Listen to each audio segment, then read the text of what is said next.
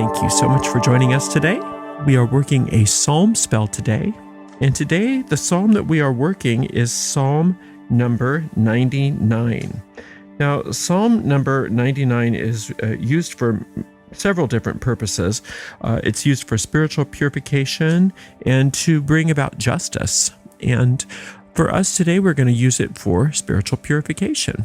And for spiritual purification is a type of activity that cleanses our aura. It cleanses our electromagnetic field. It cleanses our mind and emotions, which is the source of a lot of what goes on in our electromagnetic field. And so when we come to this psalm today, we are coming to this psalm for purification, getting rid of things like tensions and fears and doubts and upsets and grievances and all of those things that get in the way of our good. All right, the way we work a psalm spell is very simple and extremely powerful. We take the psalm in question and we read it out loud all the way through once without stopping. And then we go back through that same psalm and we consider each verse one by one. And we try to find the hidden occult meanings in those verses. And we just do our best. It doesn't matter if we get everything perfectly, because there are seeds of wisdom. They're like magic seeds inside the Psalms. And as we dig and search and contemplate, we're actually finding those seeds and plowing the fields of our deep mind and planting those seeds where they can take root and grow, blossom, and bear fruit after their own kind. And that's what we are going to do together right now with Psalm number 99. The Lord reigneth, let the people tremble. He sitteth between the cherubims. Let the earth be moved. The Lord is great in Zion, and he is high above all the people. Let them praise thy great and terrible name, for it is holy. The king's strength also loveth judgment. Thou dost establish equity. Thou executest judgment and righteousness in Jacob. Exalt ye the Lord our God, and worship at his footstool, for he is holy. Moses and Aaron among his priests, and Samuel among them that call upon his name. They called upon the Lord, and he answered them. He spake unto them in the cloudy pillar. They kept his testimonies, and the ordinances that he gave them. Thou answered them, O Lord our God. Thou wast a God that forgavest them, though thou tookest vengeance of their inventions. Exalt the Lord our God, and worship at his holy hill, for the Lord our God is holy. So now we're going to go through and work this magic. It's starting out not speaking directly and addressing the Lord directly. It's addressing the congregation. So we're speaking to ourselves here. The Lord reigneth. Okay, so who is the Lord that we're talking about? We have to always start out with that. We need to establish who the Lord is in our minds. Otherwise, we are very easily led astray and not working the magic properly. So the Lord for us is not a male or father deity. That would be the second sphere on the tree of life. This is the first sphere on the tree of life. This is the Godhead. This is a pre-gender source of all life, the singular power of all life. There's one power, there's one source, there's one substance in all the universe, there's only one. And it is out of this oneness that all life comes, and all creation, and anything that doesn't come from this source doesn't exist. So if you think about the Lord as being having qualities, it's infinite love, infinite spirit, infinite truth, perfect law, infinite life, the life source itself, the life force itself, the source of all life. So that which is beating your heart, infinite intelligence, that which knows how to create babies out of embryos and oak trees out of acorns, and etc. So the Lord reigneth. So there's only one Lord in this sense. There's only one power, and that power reigns. And that's what we want. We want to remember that the one power is the one power. And that's all there is to it. That's the end of the story. Let the people tremble. Now, the people that are trembling not because they're afraid that God's going to do something mean to them. They tremble because they recognize that there is an immense respect for this one power. Just like an electrician isn't afraid of electricity, but has a lot of respect for it, or a nuclear physicist is very respectful of radioactive materials, but aren't necessarily afraid of them, right? So that's the trembling. He sitteth between the cherubims. Now the cherubims are high angelic figures. And so it's calling on us to recognize that God's army, the cherubims, the host, the Lord of hosts, God's army is an army of light. Remember, these psalms came from a warring people, and most cultures are a warring culture. And so especially ancient warring cultures looked at everything from the point of view of attack and defense, and safety in war, and security in war, and also victory in war. And so he sitteth between the cherubims because he's the commander in chief in from that point of view. And there's only one. And the thing about angels is when angels war, they war without fighting. They war by bringing light where there was darkness. So from the point of view of the darkness, the cherubims are very scary beings, soldiers, right? But from the point of view of light, they're nothing but healing. All they are is light. All they are is bringing blessing. All they are is bringing God's will into any situation. So when light overcomes darkness, from the point of view of darkness, it seems like an attack, but there is no attack. Let the earth be moved. Always we want the earth to be moved. We don't want our circumstances to be encrusted. We don't want our circumstances to be unmoved. We want God's will to be done within the earth, within our circumstances. And in order for that to happen, we need those circumstances to change. That's called healing. And in this particular case, it's called purification. So anything that is not working in our lives, we can look at it as something that just needs to be purified. You know, if there's some dirt or grime that's on top of a connector inside of an electrical appliance, if you can just clean out that connector from the dirt and grime and reconnect it, everything is fine again. And that's sort of like how we are with our aura. So with this spiritual purification, the Lord is great in Zion. So Zion represents that connection, that point of connection where we and God are one. That's the most exalted place. It's a city in our minds where God's thought forms reign supreme. See, when we're created with God's thought forms. We're created to be a certain way, and that certain way is perfect. So just like when an automobile is built by an engineer, it's built to do certain things and not other things. And so when you try to use the automobile to do something that it wasn't built for, it doesn't work so well. So like say you like, yeah, but I want that to maybe brush my teeth. Well, that's not going to work, right? It's not built for that. And the problems that we have, and one of the things that we need to be purified from, is that we make up ideas for ourselves about how we're supposed to function. And then we make thought forms to try to force ourselves into functioning in a way that we were never intended to function. And since we are so creative and we have so much power and we're free to think in any way that we want to, we are capable of allowing ourselves to move into these types of fantasy worlds where we actually go into a deep stupor. Every time that we try to think in terms of life as it exists outside of God's will, the only way that can exist is in the realm of a fantasy, a hallucination, or a delusion. And in order to get into a fantasy, hallucination, or delusion, we need to go into a stupor. We need to fall asleep to reality so that we can start moving into a fantasy world of our own making. And that's because we're trying to function in ways that we were not created.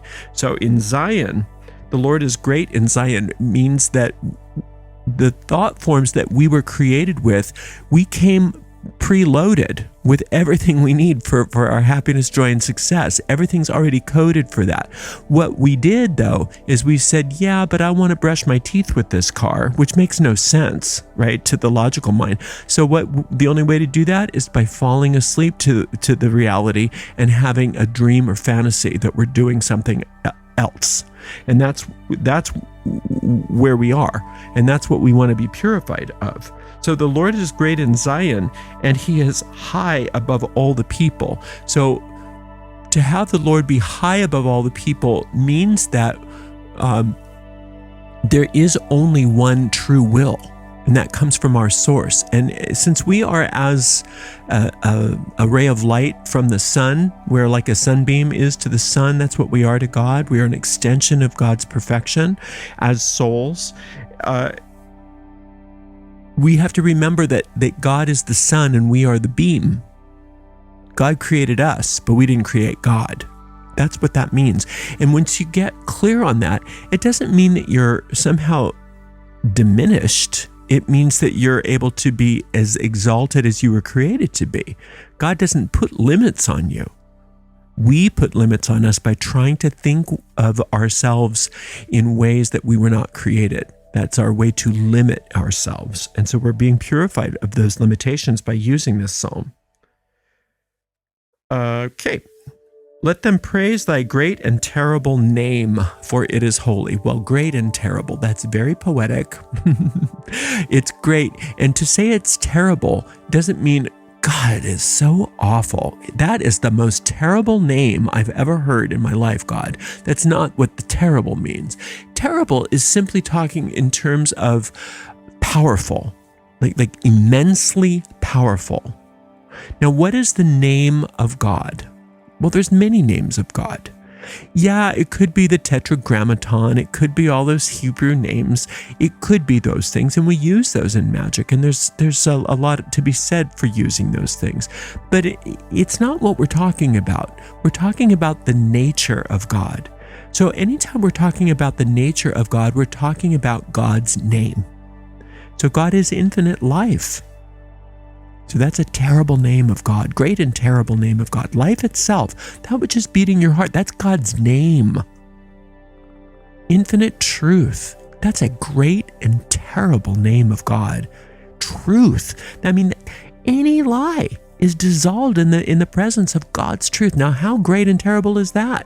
So any lie, you invoke that name of God, the infinite truth. That's all it is infinite truth. You invoke that name, and all those lies have to be dispelled. That's great and terrible.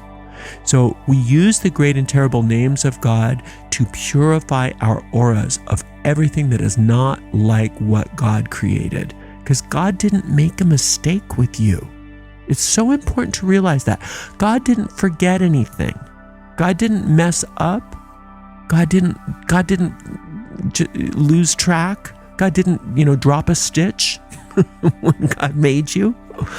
So it's really important to understand that we don't need to fix God's mistakes for God. We don't need to fix their mistakes. God made us absolutely complete and perfect, and it's our misperceptions of who we are and what we think we need that are the problem that we need to be purified of. The king's strength also loveth judgment. Okay, so the king, in this sense, I like to look at the king. There's a lot of ways you can look at these seeds of wisdom, but one of the best ways to look at the king, when it's talking about the king here, is that's your conscious mind. That's how you're using your conscious mind. Now, what the conscious mind does is it informs the deep mind. So what we spend our times thinking about, what we spend our will doing with our conscious mind, is what we are requesting of our deep mind. So the king's strength also loveth judgment. So we want God's judgment we want God to judge our conscious mind. We love it when God judges our conscious mind. God, please show me what to think. Show me what to do with my mind. That's purity. That's purification right there. I'm not going to sit and just let my mind run amok when I start thinking about that horrible thing and the horrible thing and the horrible thing and what's going to happen if this happens and what's going to happen if I go there and all of that. Or ruminating over the past. I can't believe what happened. I can't believe what she did, or I can't believe what he said. Over and over and over again. That's the wrong use of our conscious mind. And all that does is it stirs up more problems for ourselves by planting those horrible seeds each time in our deep mind. So what we're asking for now is to purify our conscious mind so that we remember to focus on what we want rather than what we don't want. Thou dost establish equity. Thou executest judgment and righteousness in Jacob. Okay, so establishing equity is what God does. God doesn't play favorites. Did you know that? God doesn't love anybody more than you. No matter how much you think God should, no matter how much you think they should love you better, more than other people, or no matter how much you're afraid that you're less than other people. Like, oh, God must love, Jesus more than me. God must love Einstein more than me. God must love, some superstar more than me because look at their life versus my life. That's not what truth states. Truth states that God doesn't play favorites. That's what the biblical quote, God is no respecter of persons means. God doesn't care who thinks that they're better or worse. God sees you just the way you are. And they are capable of remembering you 100% at the same time that they're remembering everybody else. So God's never forgetting you. God's never losing track of you. So thou dost establish equity. Thou executest judgment and righteousness in Jacob. You're Jacob. That's you. That's you, warts and all. Jacob is flawed humanity that's coming to terms with their divinity and being blessed by God, right? Because that's who Jacob was in the story, and that's just a story of you in your life. Yeah, you're flawed. Yeah, you've made mistakes. So maybe you've really messed up. Maybe you've messed up super bad. Do you think that you have the power to change God's mind about you? All of a sudden, okay, well, I love everybody equally, but that was a bit much for me. Yeah, we can't deal with you. No, that's not how God operates. God operates the same way for everybody. God loves you just as much as everybody else. And that means infinitely. So God, when Jacob did all those things, but Jacob still wanted to do the right thing. Right? And God recognized that. And so what did God do? God rewarded Jacob. God renamed Jacob Israel. You're not going to be your old self anymore. Now you're going to be the perfect self. And that was God's response to Jacob's mistakes. And that's God's response to your mistakes. Oh, you think you're so bad? Let me show you how good you are instead. That's God's response to you. That's how God purifies you, by showing you the reality of who you are. You think you're horrible and you think that you can make me stop loving you? How about this? I'm going to bless you even more now to prove to you how amazing you are. So it's up to us to accept those blessings. Otherwise, because we have free will. God's not going to stop free will just because, God's always going to honor you with your free will. So you're willing. If you're willing and able to accept God's blessings, they are there for you at all times, and they are there full of potency, in their fullness of potency. Exalt ye the Lord our God, and worship at his footstool, for he is holy. So if you exalt God in your conscious mind, then you are using your conscious mind in a way that is helpful. Because that's what we do. If we are choosing thoughts of God with our conscious mind, then what kinds of seeds are we planting? We are planting the seeds of God. So that means we are exalting God within our own minds. And that's the only place that God can be exalted, because it's the only place that really exists. So exalt ye the Lord our God and worship at his footstool. So to worship means to work. It means to worship means to work for God. That means that you're going to dedicate your life to God. To worship at his footstool is to be at the place where God's feet are, is to be the place of in the place of understanding. So the stool is there to exalt the feet of God. The feet of God are that which stands under God. So to worship at God's footstool means to work to understand God and to have God's understanding within us. And the only way to do that is by work. And the kinds of work we're talking about today is purification. And the way you purify is to keep your mind focused and centered on God. For he is holy. It's very clear there. God is holy. Well, if God is holy and God made you, what does that make you? Dirt? No, you're holy. It's all holiness. That's the only thing God knows. God's world is holy, God's life is holy, and God's creations are holy. And you can't undo that holiness no matter how hard you try, but you can think you did. And so we can all create really horrible experiences in our lives to attempt to prove that God messed up, to attempt to prove that we're not holy. But that doesn't change our essential nature. It just puts us into that stupor. And then God just waits patiently for us to wake up. And then now we're choosing to decide differently. We are choosing to decide for the truth instead of to decide for the lie. Moses and Aaron among his priests, and Samuel among them that call upon his name, they called upon the Lord, and he answered them. So all of these, we don't need to go into. We're not naming these people because of any specific religious. Because of any specific metaphysical truth here. We are just talking about in terms of if all the spiritual giants in our supposed history did it and it worked for them, it's no different for us. It's no different for us. That's why Jesus in the New Testament said, you're going to do much greater things than these. This is nothing compared to what you're going to do. And then Jesus also quoted that line in the Psalms that said, ye are gods. And the Psalms are very clear that you are created as a God. That's who you are. And so whatever people that you look up to as being spiritual giants, it doesn't have to be Moses, Aaron, and Samuel. It can be anybody. It can be anybody that you consider to be a beacon of what a spiritual giant might look like. People that you respect.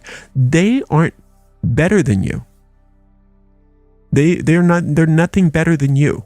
You and they are equals. Remember, equity is everything to God. So you have just as much spiritual perfection as they do. It's just that sometimes maybe they are using their conscious mind differently than you are. And if somebody's using their conscious mind differently than you, they're gonna demonstrate different results in their world. But you can do it too. And you can do it starting today by purifying your aura, by purifying your mind and your emotions, and allowing yourself to utilize that conscious mind to center it into thoughts of God all the time, no matter what. When it says they called upon the Lord and he answered them, it's talking about the nature of God. They are responsive. The nature of God is responsiveness. So when you call on God, God always responds. But what happens is a lot of people call on God and then they don't turn off their mind. They call upon God and tell God what to do. They tell God it needs to be like this, it needs to be like this, it needs to be like this, and they never shut up. And so they don't ever get the response, that they never listen to the response. They're never aware of the enormous response that the great and terrible name of God is giving them. They never even get how great and terrible it is because they're so lost in their own stupidity. They're lost in their own mental chatter. So a lot of people, that's how they quote pray, and very non-magically. They say, "Oh God, I want this and I need that." And oh no, it's not happening. And they never expect the response that is always given them. But that's the nature of God, is to respond to you. But you've got to calm down. You've got to silence your mind. You've got to calm your body, and you have to receive it.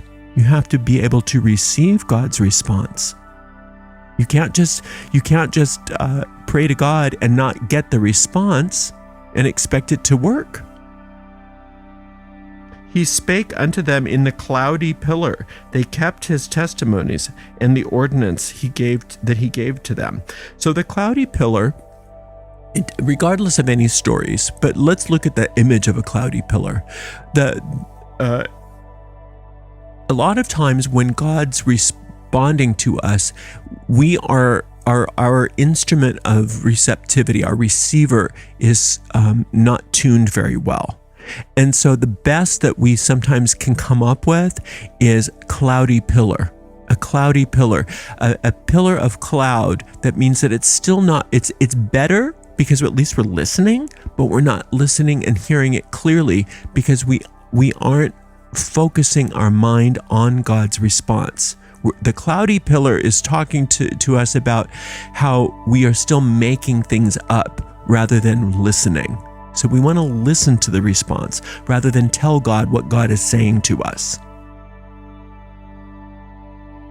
They kept his testimonies and the ordinance that he gave them. So when you keep God's testimonies and ordinances, what are God's testimonies and ordinances? Don't think in terms of thou shalt not. Don't think in terms of the laws of the Old Testament. That's not what we do here. We don't even need the rest of the book. We only need the Psalms. The testimonies of God are that cause always has an effect. That's the basic testimony of God. Whatever we're experiencing in our lives is a result of a cause, and that cause is always invisible. The invisible world is always the cause of the visible world, and that's just how it is. So when you keep God's testimonies and ordinances, it means that you're going to let God be God. You're going to let God guide you. You're going to let God's thought forms reign supreme rather than your own. You're going to allow God to undo certain ways of thinking that you've come into a habit of using, which have been causing you to create results that are really awful. And so now you are going to keep God's testimonies and ordinances by saying, I understand that there's always cause and effect. And if there's an effect that I don't like, it's because of a cause in my own mind. And now I'm willing to let go of that cause and let God's thought forms reign supreme rather than my own. That's the way you keep God's testimonies and ordinances. Thou answeredst them, O Lord our God, thou wast a God that forgavest them, though thou tookest vengeance of their inventions. Oh boy, is this one of the most important lines in all the Psalms, but especially this psalm. So God always answers us. The nature of God is responsiveness. Thou wast a God that forgavest them. Well, this is not absolutely accurate. It's poetic. Okay, God doesn't have to forgive you. God doesn't have to forgive you because God doesn't condemn you. But God will take vengeance upon the things that you made. And that's what we want. So God doesn't need to forgive you because God loves you anyway. God doesn't see your mistakes as sins that need to be punished and then or forgiven. God doesn't have any condemnation for you. So when we say God forgave me, that's a nice way of saying God only sees the truth about me. Okay? Now, what we want is we want God to have vengeance upon our inventions. So the ego and the ideas of separation and all of those wrong thoughts that we are concocting all on our own that are wreaking so much havoc on our lives. We want God's vengeance upon those, upon those thoughts and thus upon those circumstances. Yes, we do. And that's called purification. When God has vengeance upon those thoughts, it simply means not that God is getting back at somebody. It's just that God is purifying them. Remember that to the darkness, it seems like vengeance, but to the light, it simply is just an extension of truth. So the light doesn't come in and say, "Oh, I'm going to kill some darkness today." That's not the light's point of view. The light comes in and says, "Shining, I'm shining. I don't know what darkness is." And darkness is like, "Ah!" And so from the point of view of the darkness, yes, it's vengeance, but the light doesn't see it that way. And who are you? You are a being of light. So if you start to identify with darkness, yeah, you're going to have pain when the light comes in, but that's not who you are. So you have nothing to worry about. Remember who you are and why you're here. You are a being of pure light, and you're a being of pure love, and you are here because God loves you. And that's it. Exalt the Lord our God and worship at his holy hill. Okay, so exalt the Lord our God. Again, exalt God in your conscious mind. If you're not thinking of God, you're not really thinking. If you're not thinking about God, you're not really thinking.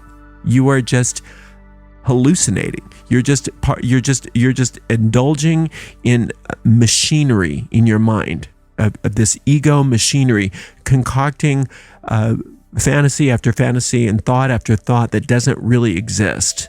So all that does is stupefy you. All that does is put you more and more into that. It's like taking another sleeping pill so that you can fall asleep to your good, so that you can have more nightmares. Okay, so that's when you exalt God, you are using your mind for the reason that it was given you, and that is to create. And you're supposed to co-create with God, because you are one with God. It's not like, "Oh, I'm going to join forces with God." You already are joined with God. There's nothing to join. You are an extension of perfect love. You are an extension of perfect light. And so you're supposed to be here to create a grand and glorious life for yourself. So if you're not thinking thoughts of God with your conscious mind, you are misusing your mind, and that's why you have the results that you have, because of cause and effect. Doesn't mean that you're bad. It just means that you're misusing your power. So we're not going to misuse our power anymore. And to think thoughts of God doesn't mean to think religiously. It means to think practically. God is perfect love. God is infinite joy. God is beauty. Those are nice, wonderful, pure, real, genuine, holy thoughts that are part of you. And if you use your mind to remember who you are, then you're going to be thinking those kinds of thoughts rather than, "How am I going to pay my bills?" Or I don't like that person, or "Why does everything bad happen to me?" Or "Why am I getting this disease?" Or whatever it is.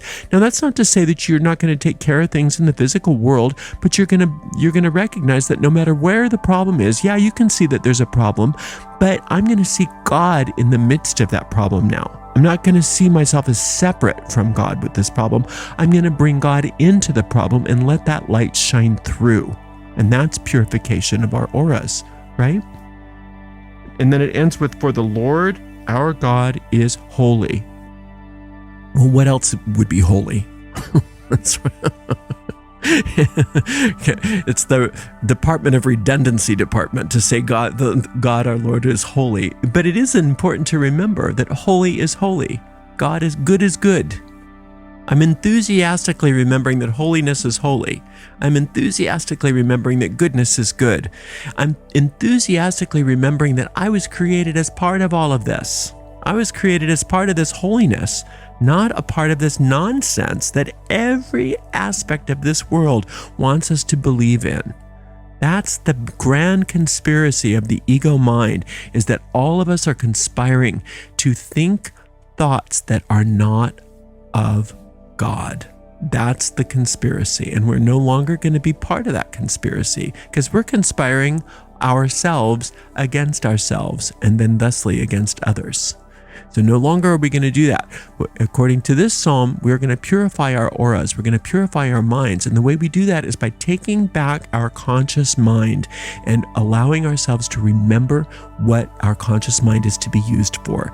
And if we catch ourselves not thinking thoughts of God, it's fine. We just gently move back into those right thoughts. We gently move ourselves back into our right mind. Anytime you're thinking thoughts of God, you're in your right mind. Anytime you're thinking thoughts that are not of God, you are not in your right mind. And that's just the way it is. So you just keep coming back to this psalm again and again until you start to get a sense of peace, and you get a sense of certainty about whatever it is that you came to the psalm for. And today for us, that is knowing that we are pure, that we are clear, and that we are beings of pure light. Thank you so much for joining me today. Until next time, blessed be.